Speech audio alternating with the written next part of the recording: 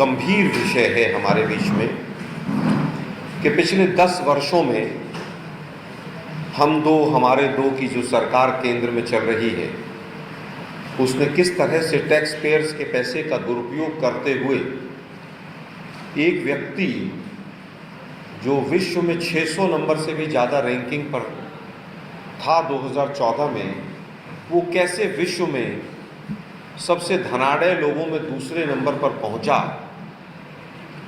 और उसमें पूरी एक सोची समझी साजिश केंद्र सरकार की रही। केंद्र सरकार का प्रत्यक्ष और परोक्ष रूप से हाथ रहा।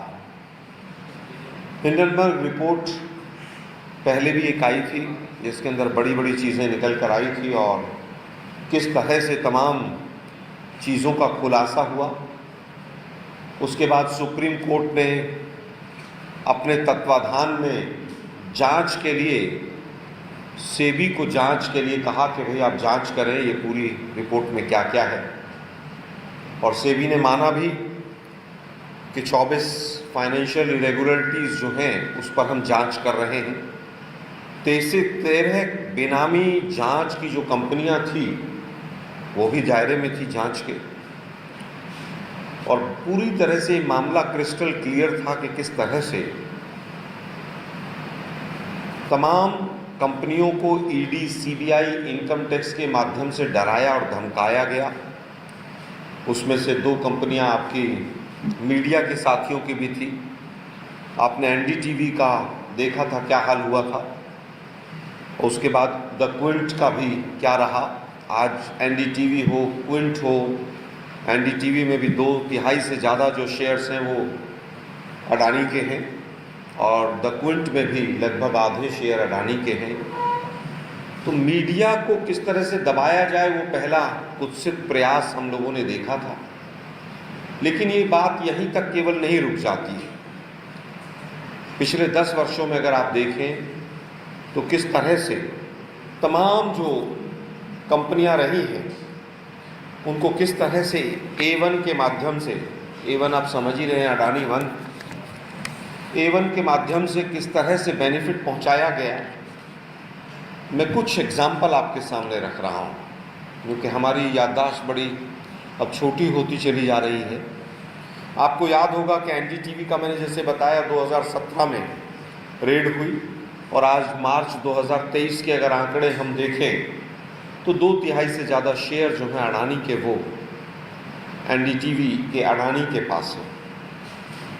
इसी में अगर जितनी भी हम सीमेंट की कंपनियां देखते हैं, वो चाहे एसीसी के रहे हों, अंबुजा रहे हों, सब कंपनियों के ऊपर कहीं ना कहीं रेट डलती है।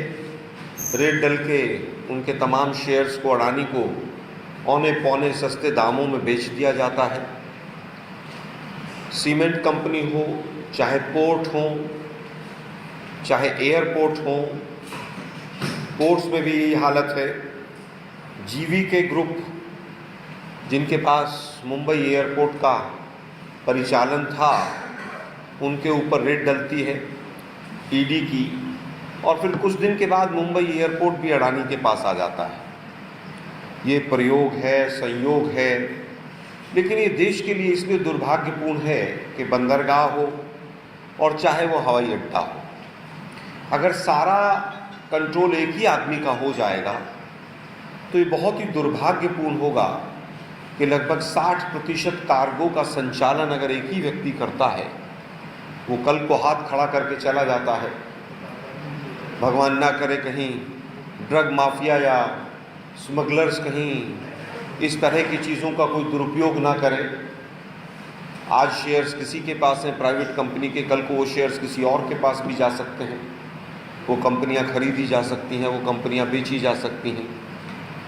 तो ये बड़ा ही एक चिंता का विषय है कि जिन बंदरगाहों को, जिन सड़कों को, जिन हवाई अड्डों को हमारे आपके, हमारे पूर्वजों के, हमारे माता पिता के टैक्स पेयर्स के पैसे से हमने बनाया, उनको सबको औने पौने दामों में ईडी, सीबीआई के माध्यम से, इलेक्टोरल बॉन्ड्स के माध्यम से आप उनको एक ही व्यक्ति को देते चले जा रहे हैं।